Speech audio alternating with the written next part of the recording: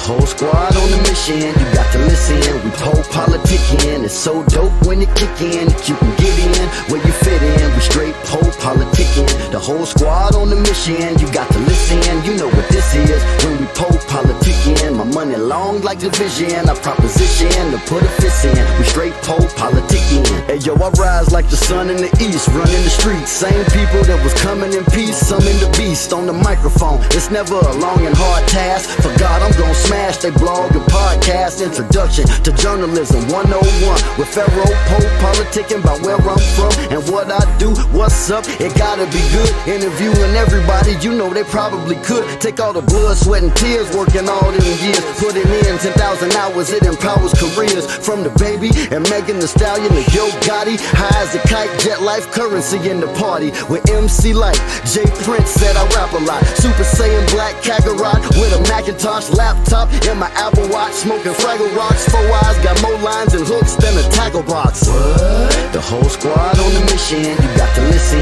We politickin', it's so dope when it kick in. You can get in where you fit in. We straight politickin', the whole squad on the mission, you got to listen. You know what this is when we politickin'. My money long like division, I proposition to put a fist in. We straight politickin'.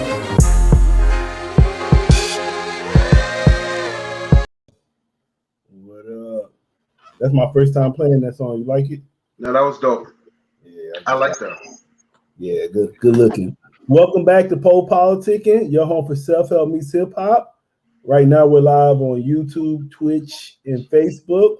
Check me out on Spotify, Apple Music, and Amazon. 1, 2, I'm in a place to be with Courtney Starks. How you doing, bro? I'm doing well. How are you? I'm great. Are you related to John Starks? Definitely not. I wish, but no. You from New York, right?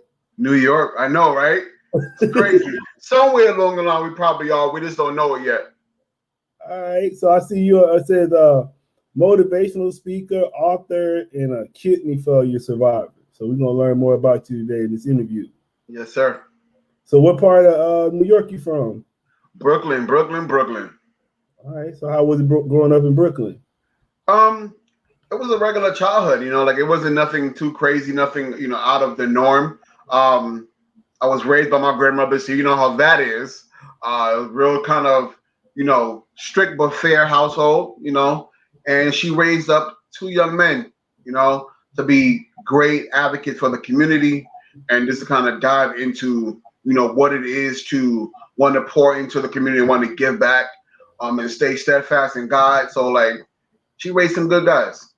So were you born in or did you come from another area like migrate? No, I was born and raised here. Okay. Yeah.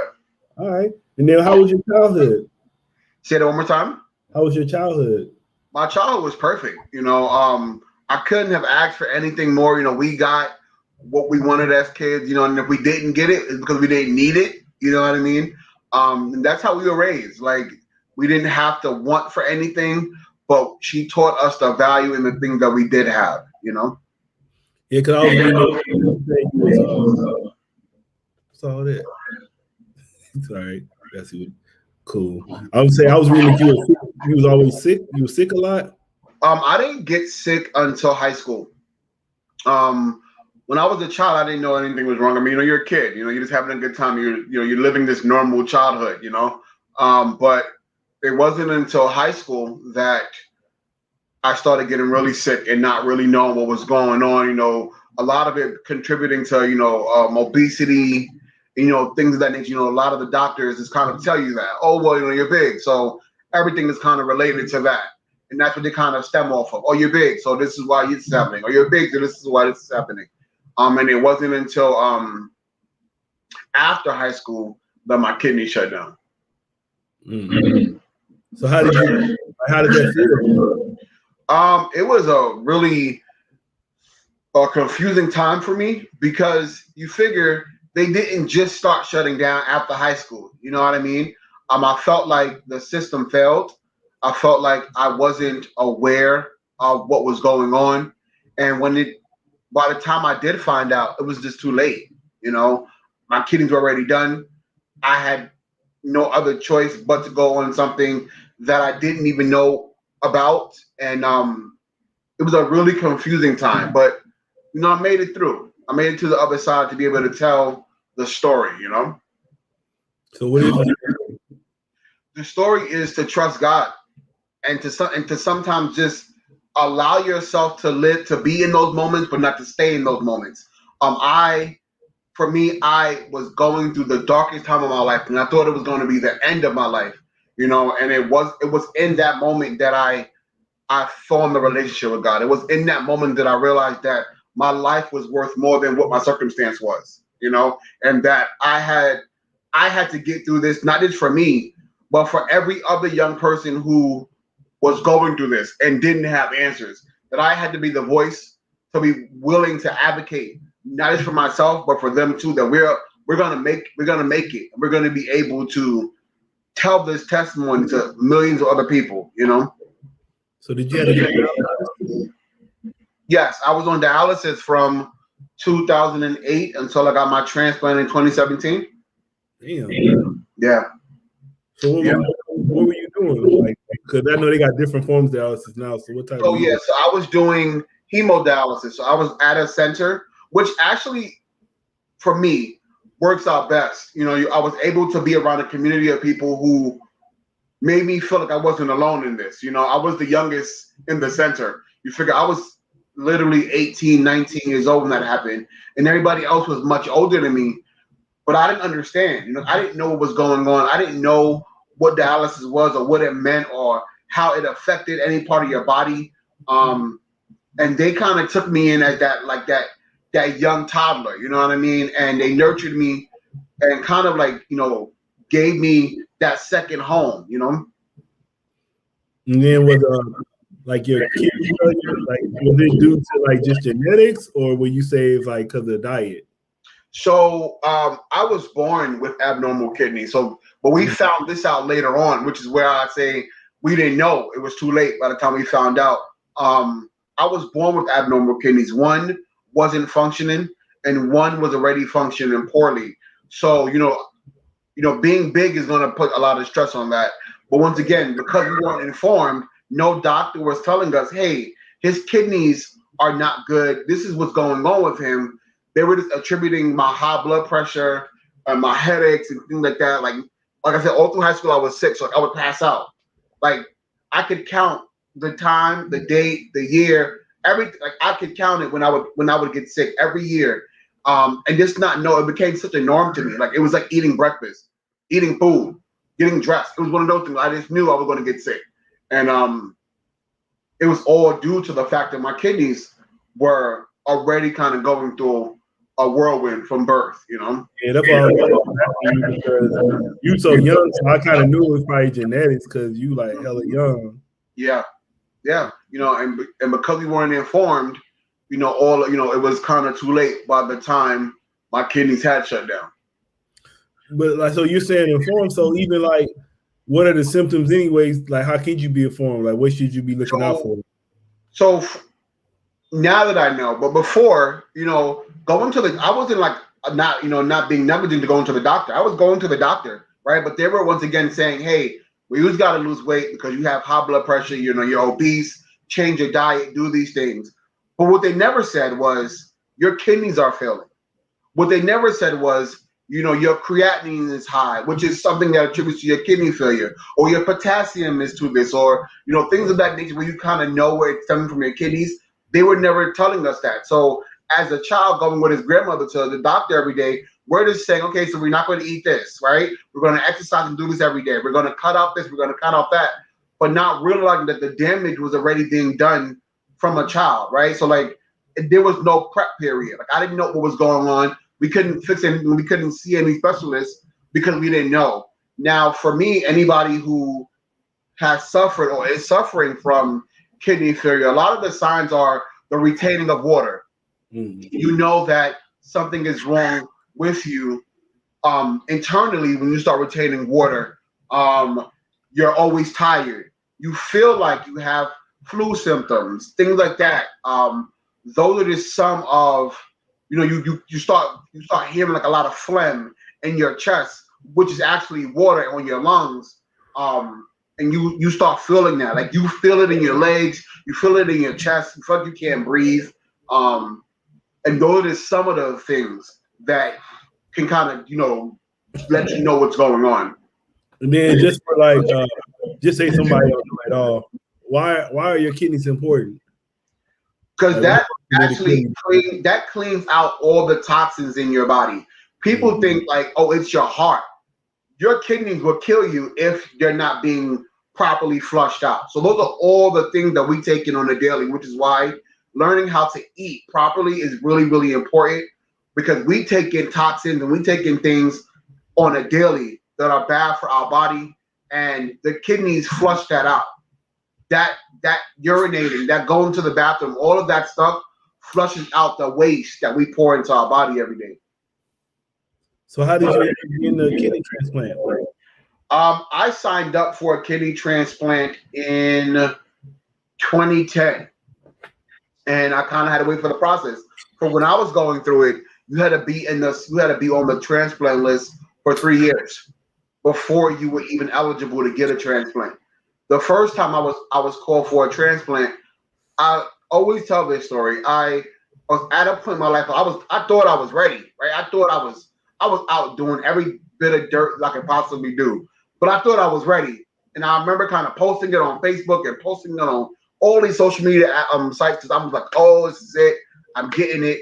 And I get on the table and they're getting ready to like put me out. And seconds before the guy puts the propofol in to put me to sleep, doctor runs in and tells me I can't have it. Right? I can't have it. It's not my time. Something else is wrong with my body. Come to find out, because I wasn't doing the proper thing, because once again, I'm negligent to the fact of what this really is, right? I know that I'm on this machine. I know that I got to do this. But when you're young, you don't really care. Like, okay, this is another avenue that I can kind of, now you tell me I can lose weight, drink, and get all this washed out of me the next day. Let's go. Like, I'm young and dumb and thinking that I know everything. And I went for that kidney, and when they told me that my heart was weakened because of the amount of fluid I was putting on my body and the amount of harm I was putting on my body, it kind of like it changed my thought process. I went through another depression, but when I came back to, I was better. I was yet ready for this. I was ready for the change in my life. And in 2017, I got it. So do you did you know the donor? No, so I was called for a deceased donor, and up until now, I didn't want to kind of reach out. You know what I mean? I didn't know what to say. You know what I mean? I didn't know how do you say thank you. I didn't, yeah. Besides that, like, what do you say? Like, for me, and this was always something hard that I had to deal with. Like, somebody had to die in order for me to live, right? And as a young kid, I was like, that's not something that I can just take lightly. You know what I mean? Somebody was killed or whatever the case may be, so that I can get a kidney. And it was kind of hard. Like, how you told the family thank you, but now they're sitting here, like, in my mind, like, this is in my head, right? Like, I don't know how they would take this or whatever. So I recently reached out to my transplant team to do a letter to the family. Yeah, because I'm thinking, I mean, they wanted to be a donor, so they kind of knew, if they mark donor, it's like, what you think will happen, Yeah. But so how did your outlook change once that happened? Once I got my transplant? Yeah. Yes. Like we take life for granted so many times. And even when we get sick or things happen, we overcome it, and then we kind of go back to what's normal for us. And for me, I realized after getting my kidney transplant that this want to be normal is just something that we make up in our minds. You know what I mean? Like, what is normal? Who tells you what normal is? Normal. Right. We don't know what's normal, but I wanted this normal life, right? From a child, I just want to be normal. I don't want to be sick. I don't want to do this. Like, I just want the life that I see on TV. And I'm just like, that's not real. You know what I mean? I had to remind myself and tell myself, like, this normal life that you keep asking for, it's not what you're destined to be. You're not going to be normal. No one is normal. We all have issues, no matter what people say or do. you're never going to be normal. Like you're not. That's not what you came into the world for. You know. So what are you here to be? Right now, I believe that I'm here to inspire. You know, I'm here to motivate people and encourage them to lean into what they're called to do, to lean into their purposes, to lean into their promises, and to do it full on, head on. No regrets, no mistakes, no looking back and, you know, wondering what if. Just go for what you are here for, go for what you are claiming you want in your life, and do it to 100%. And that's it. I'm gonna say I saw you coming out with a book pretty soon, like September. Yeah, so I'm going to be coming out with a book. You're the third person I told this to. I didn't really tell this to anybody else. But I am coming out a book. A book is going to be dropping on September 25th called "My Kidneys Failed Me, But God Didn't." Why you it's kind of self-explanatory why you named it that, but why you named it that?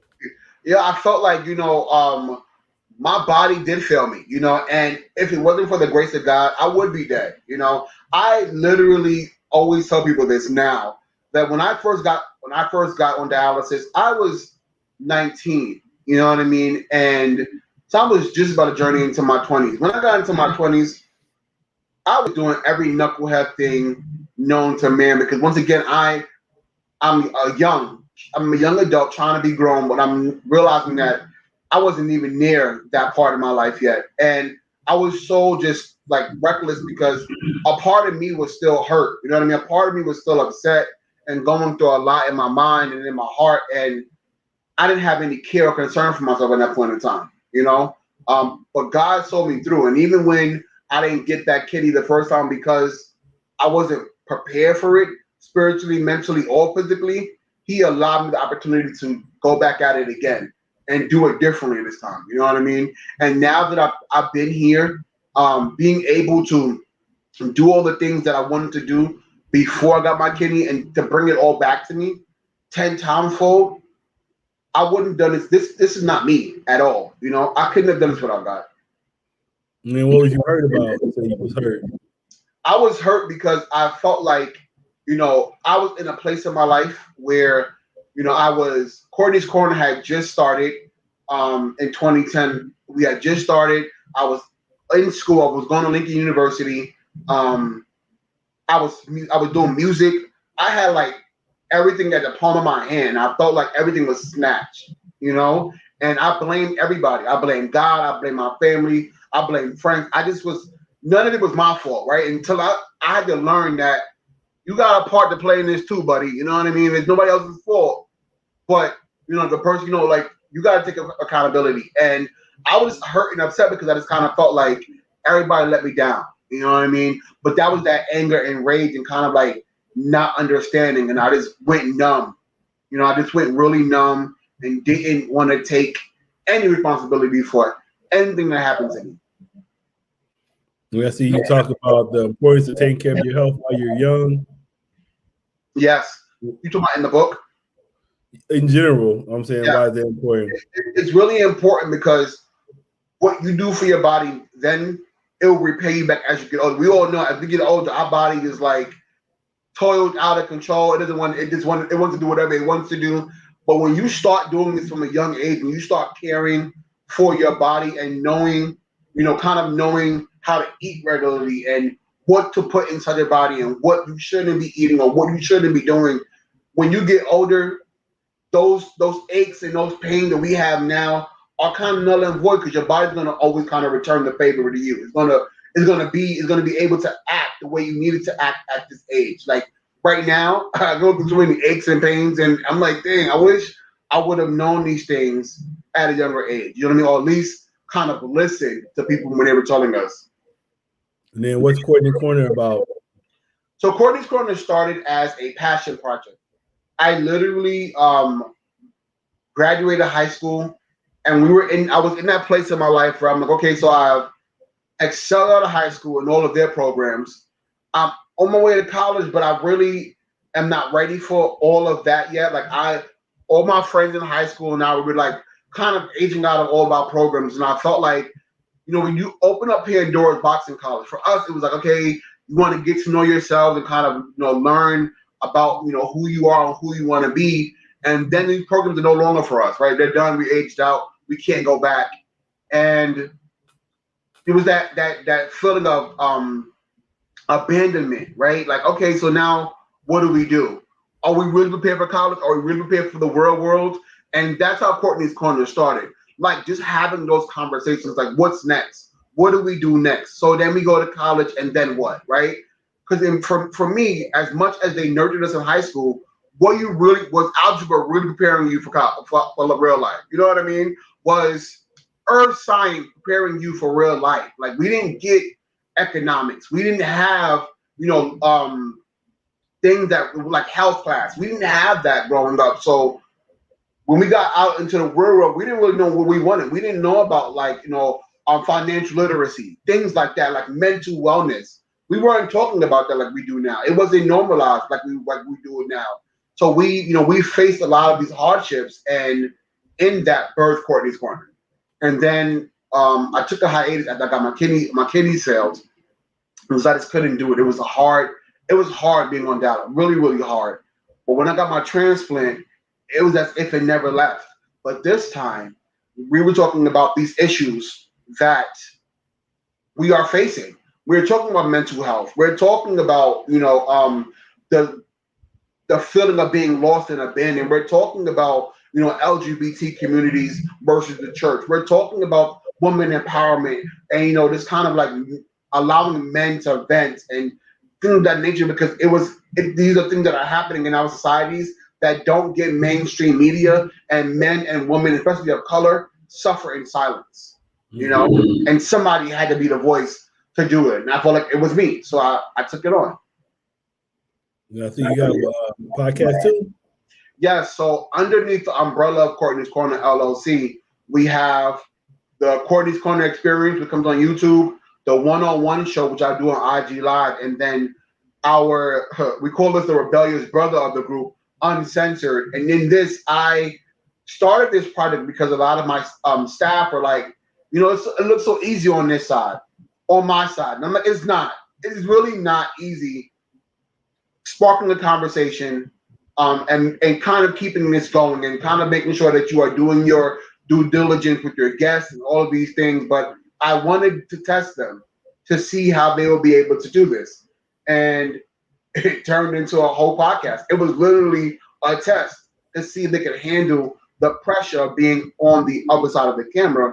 And they excelled. And literally, it's the same format of the experience, except for Courtney's Corner Experience is a lot more scripted. So we get a script, we have a booking agent for guests. It kind of goes, it is no kind of mistakes in that. It's perfected. Uncensored is you say what you say, however you want to say it, and it is what it is. We're going to drop facts. We're going to let you guys know what we're talking about and how we're feeling about some stuff. But we're going to say it without any hesitation. If we're going to curse it up, we're going to curse it up. If we're going to yell and scream and holler, that's what we're going to do. But at the end of it, we come to one consensus and we call it a day until next week. I know you just talked to Donnell Jones. How did that go? Donnell Jones was amazing. This was the start of season 3 of One-on-One with Courtney Starks, which is my my live series that I do. And it was great to talk to him, to kind of see, about where he started, how he got started, why he went on the hiatus that he did for 7-8 years, and where he's at right now in his life. I mean, to kind of hear, we always think that celebrities are some people just put them on these pedestals, not realizing that these celebrities go through so many hardships because they are celebrities, that it will drive you literally insane if you're not grounded and you don't have a foundation. And he spoke about that, like not having that and kind of coming into the business like real top heavy, real, I'm going to do this and I'm going to do that and no one can stop me. And them being kind of humble when he was put up against other artists who were equally or greater than him. All right. So what's next for you? So we are still working on the book.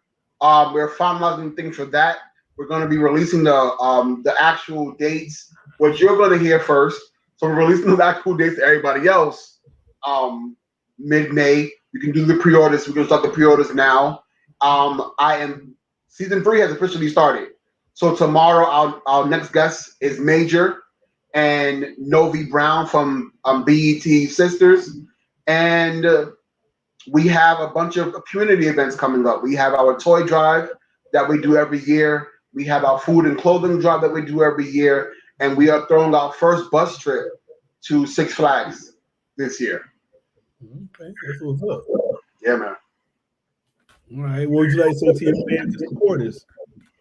I just want to say thank you. You know, if I can't say anything else, it would be thank you all for just loving on me. You know, loving on me and supporting me even when I wanted to give up, and not allowing me to give up and holding me accountable to the promises that I made myself. You know, and I appreciate that. I appreciate all the tough love, even all the critiques of the show when I first came back.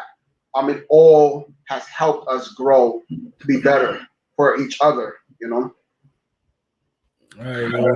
Thanks for coming to Politickin with me. Thank you so much. I appreciate you for having me. No doubt.